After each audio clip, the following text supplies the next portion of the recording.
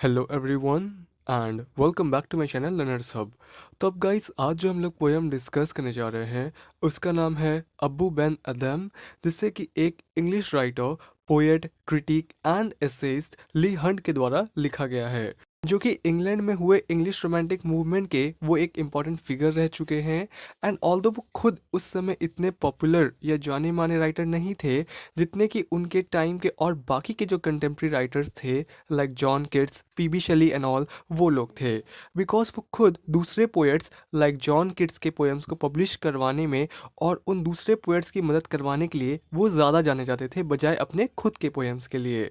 तो अब देखिए, इस वीडियो को डायरेक्टली शुरू करने से पहले मैं आप लोगों को इस टॉपिक से रिलेटेड कुछ इंपॉर्टेंट फैक्ट्स या बातें बता देना चाहता हूँ, ताकि आगे चलकर आप लोगों को बिल्कुल भी कंफ्यूजन ना हो और ये छोटी सी पोएम आप लोगों को अच्छे से समझ में आ जाए।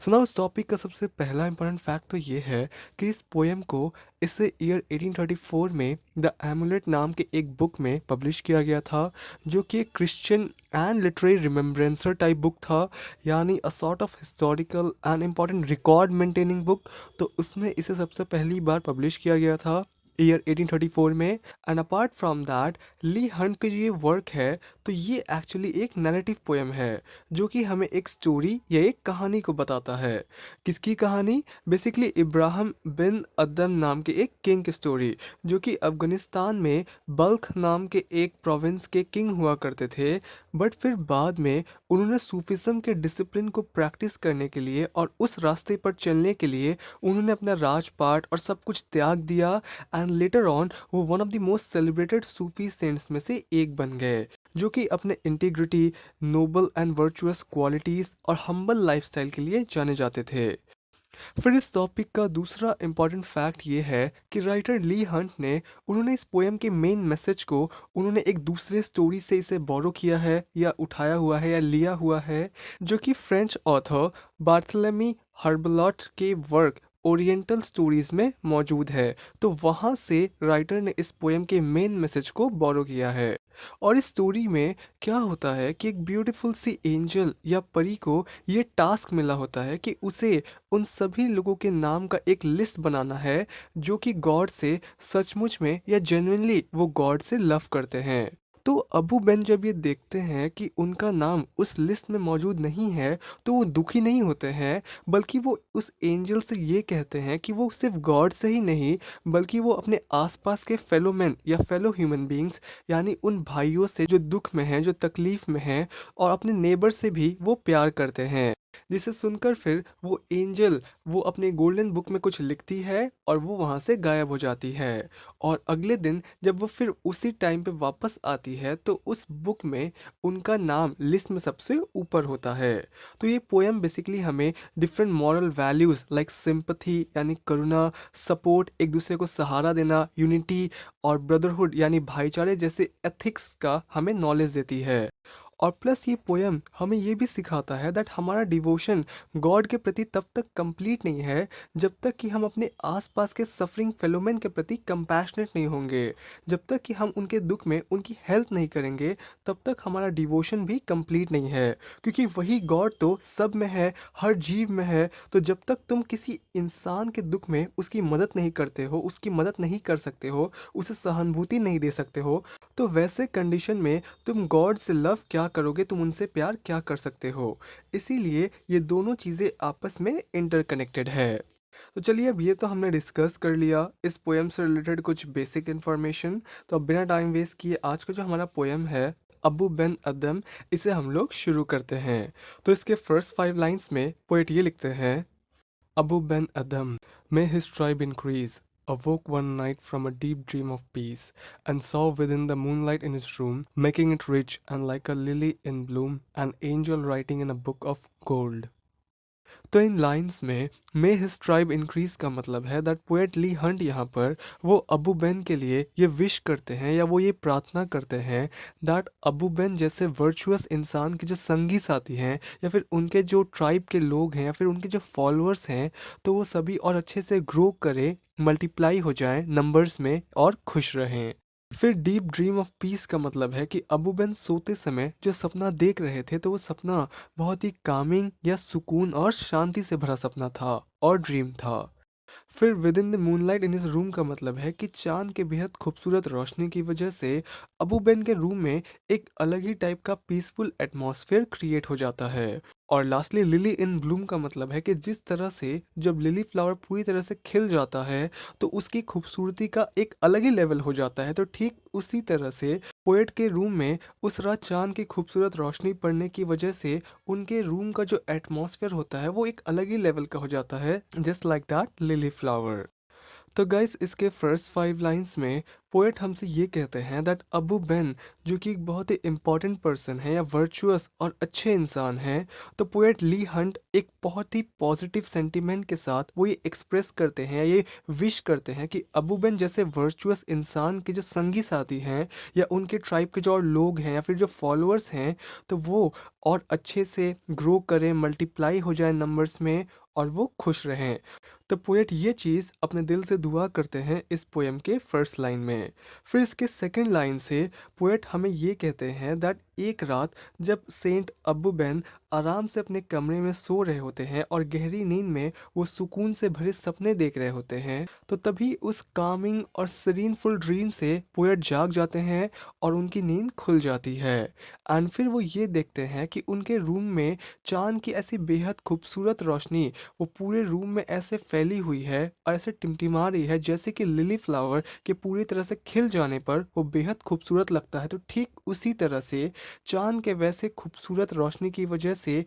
अबू बेन का जो रूम होता है तो वो और भी ज़्यादा रिच और ब्यूटीफुल लगता है और उसका जो पूरा एटमॉस्फेयर था तो वो और ज़्यादा ब्यूटीफुल हो जाता है, वो पूरी तरह से ट्रांसफॉर्म हो जाता है और पीसफुल हो जाता है। एंड फिर अबू बेन ये नोटिस करते हैं कि उनके कमरे में एक ब्यूटीफुल सी एंजल मौजूद है जो कि गोल्डन बुक में वो बैठ कर कुछ लिख रही होती है। फिर इसके लाइन नंबर 6 से लेकर लाइन नंबर 10 तक पोएट ये लिखते हैं, exceeding peace had made Ben Adam bold. To the presence in the room he said, what writest thou? The vision raised its head, with a look made of all sweet accord, answered, the names of those who loved the Lord.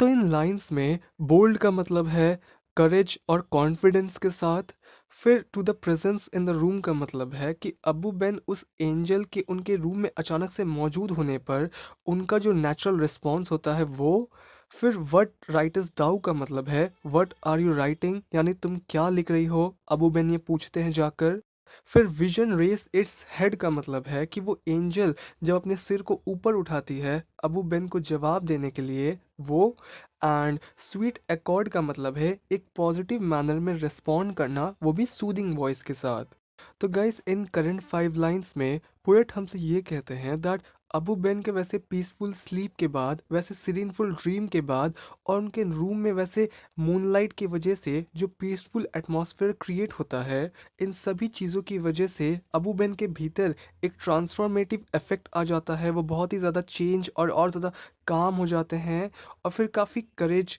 Confidence और एक calmness के साथ वो उस angel के पास जाकर जो कि उस रूम में मौजूद होती है, तो वो उसके पास जाकर ये सवाल पूछते हैं कि तुम ये क्या लिख रही हो इस बुक में। तो वो एंजल फिर अपने सिर को ऊपर उठाते हुए पहले तो वो अबू बेन को काफ़ी जेंटल और कामिंग मैनर में देखती है और फिर वो अपने सूदिंग से वॉइस में वो एक पॉजिटिव वे में रिस्पॉन्ड करती है या ये जवाब देती है कि वो उन सभी लोगों के नाम को लिख रही है जो कि गॉड को दिल से चाहते हैं और वो पूरे दिल से वो उन्हें प्यार करते हैं। तो वो उन सभी लोगों के नाम का एक लिस्ट बना रही है। फिर इसके नेक्स्ट 4 लाइंस में पोएट ये लिखते हैं, and is mine one? Said Abu. Nay, not so, replied the angel. Abu spoke more low, but cheerily still, and said, I pray thee then, write me as one that loves his fellow men. तो इन lines में and is my one का मतलब है that Abu ban यहाँ पर वो उस angel से ये पूछते हैं कि क्या मेरा नाम भी वहाँ पर उस लिस्ट में मौजूद है।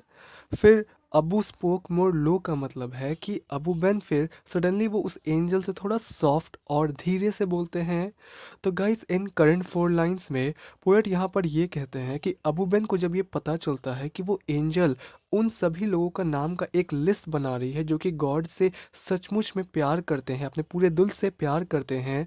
तो अबू बैन फिर उस एंजल से ये पूछते हैं कि क्या मेरा नाम भी उस लिस्ट में मौजूद है, क्या मेरा सिंसियर लव, गॉड के प्रति जो मेरा सिंसियर लव है, क्या उसे रिकॉग्नाइज किया गया है। तो वो एंजल फिर अबू बैन को ये रिप्लाई देती है कि नहीं, अभी तक तो नहीं। तो उस एंजल के इस रिप्लाई को सुनकर अबू बैन एक सेकंड के लिए थोड़ा सा डिसअपॉइंट या मायूस तो ज़रूर होते हैं, बट फिर भी वो अपने मूड को या अपने चीयरफुलनेस को लूज़ नहीं करते हैं, और वो फिर थोड़ा सॉफ्ट और लो वॉइस में और काफ़ी चीयरफुल और मॉडेस्ट मैनर में वो उस एंजल से ये कहते हैं कि मैं तुमसे ये प्रे करता हूँ कि तुम अपने उस गोल्डन बुक में मेरा नाम ऐसे लिखो कि मैं वो हूँ जो सिर्फ गॉड को ही नहीं बल्कि वो अपने फेलो मैन से या फेलो ह्यूमन बीइंग से भी बेहद प्यार करता है। और अब लास्टली इसके फाइनल 4 लाइन्स में पोएट ये लिखते हैं,